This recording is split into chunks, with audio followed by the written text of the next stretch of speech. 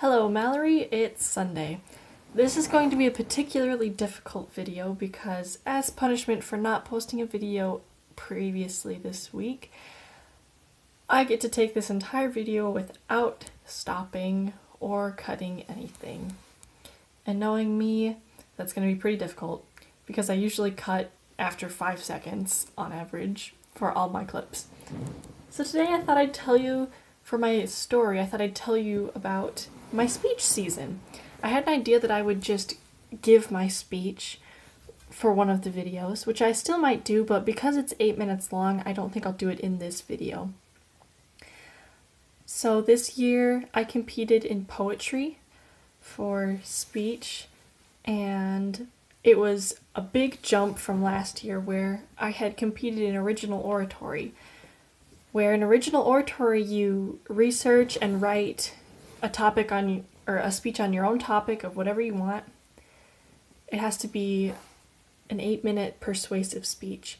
And so last year I talked about, the speech topic was how artificial intelligence and increasing influence of technology can't replace imagination. And I can see that this topic kind of come up in current research and reading and learning in school. So it's kind of cool to already have kind of a background on that topic as I learn more about it at school anyway. So anyway, this year I competed in poetry and I gave the poem Shoulders. And if you want to listen to the poem, there's a video of it on YouTube. The author is Shane Koizan, and he has like an animated video of the speech, of the poem that you can listen to. And so the way that I found this speech was kind of neat. I started the season out as a prose kid.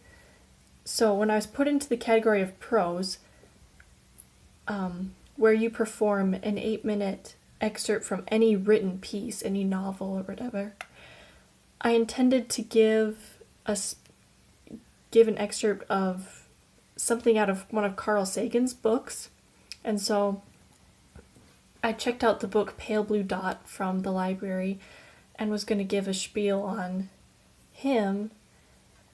But when I learned more about the category of prose, I learned that every piece given in that category is from, a novel, a fictional novel. And they can usually be pretty serious and some of them disturbing and pretty serious. And so giving a piece from a nonfiction science-y book would not fit in the category. But it was a topic that I was really passionate about, so I didn't really want to give up on it. So when my coach, this was just this really cute junior high teacher gal that reminded me a lot of you, I just thought of that. So shout out to you, Shaylee. She found this poem, and the thing about Shoulders is that it revolves entirely around that pale blue dot. The thing about no cuts, man.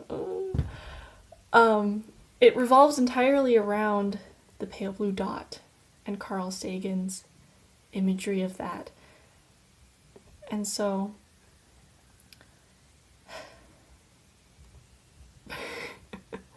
this is so hard without cuts. So it took me not more than a few weeks to memorize the entire poem, which I was pretty proud of. Wow, I could count how many times I say once I stop filming this. That'd be cool. Oh, another thing I should count is how many times I touch my hair, because I've been so self-conscious about that lately. Because the other day in psych, I'm just in regular general psych at school right now, but the teacher had people sit in the back of the classroom and count how many times people touched their hair.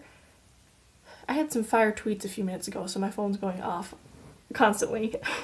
But the teacher had people sit in the back and they counted how many times people sniffed, how many times people checked their phones, and how many times people touched their hair. And on this particular day, I had a horrible hair day, just awful bad hair day. And so I was sitting in class smoothing over my hair over and over, like purposefully, not subconsciously messing with my hair like they were trying to count, but purposefully combing over my hair with my fingers, trying to smooth it out so that it would be like flat curly instead of frizzy curly. And then I was braiding it and rebraiding it and whatever. And then she announced the next day that somebody in the class had been counting it, and in just the last 15 minutes of class, I had touched my hair over 100 times. Like, the final number he had was 142 or something like that. Yeah, I was 100 of those. So now I'm all self-conscious of that. So anyway, speech. The season went really well. Similarly to last year, I came into the category as a complete novice competitor, but over the season, I grew and learned tremendously. Last year, I had not finaled a single time until sections itself.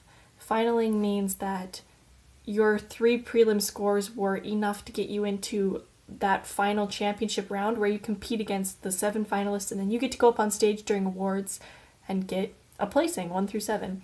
So that didn't happen to me until the last tournament last year. But this year, there was only one tournament that I didn't final at.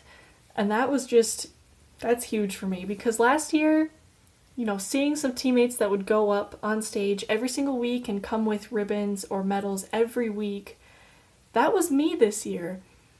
It was really neat.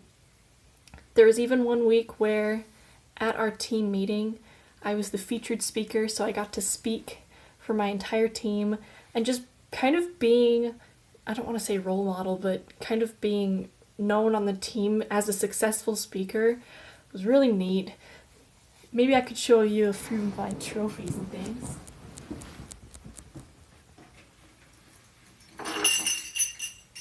It's noisy because I'm successful. I think this is all of them. Oh, here's one more. Oh, 2 more. Okay. So this is all my hardware. This is all of it from the past 2 years. Because I've only been on the speech team for 2 years, which lots of kids are on it for 4 years, which is impressive. Yeah, so these are the only 2 I got last year. And then my section medal. Yeah, original oratory. So this is what I got last year. And then this, is what I got this year. 4 medals, including my section medal, which I got 4th at sections this year again. So pretty. 2 ribbons and a trophy. I was able to earn a trophy. Not being a sports kid and not having rows of dance trophies and whatever, not a huge deal to me. And this little plastic, I don't know, something about it is just really exciting to be able to have. But yeah, like I said, I earned 4th at sections 2 years in a row in different categories, which both years was, oh my gosh, this is already almost 9 minutes. I'm so sorry. But both years was really convenient because last year, the state tournament was on a concert date for Minnesota Mormon Chorale for me, so I wouldn't have been able to go anyway. This year, I was really just done. It had been a long season. It's a 4-month season. You do the same poem every week, every Saturday for 4 months, and I was just exhausted. I mean, I really enjoyed my teammates and the season, but I was pretty much done. I didn't want to compete anymore. So the state tournament was just this past weekend, and we had 6 Forest Lakers there, who I am so proud of. And Bree Flash won 5th place at state, which I just cannot even tell you how proud I am of her. I can't tell you how excited that makes me for her. So I can't wait to see her tomorrow and go give her a big hug, because that is just, it's a huge deal. fifth place out of the entire state for a really competitive category. Just amazing. Well, there's several other things I wanted to mention, but as I see I have hit the 10-minute mark, I think I'll let you go. So maybe another day this week I can give my speech for you. It's a pretty exciting week coming up with, well, prom is this Saturday, Bethel is Friday, Free Bagel Friday is Friday, and Earth Day is Wednesday, which isn't a huge deal for a lot of people, but it is for me and you, so I'll see you tomorrow, Mallory.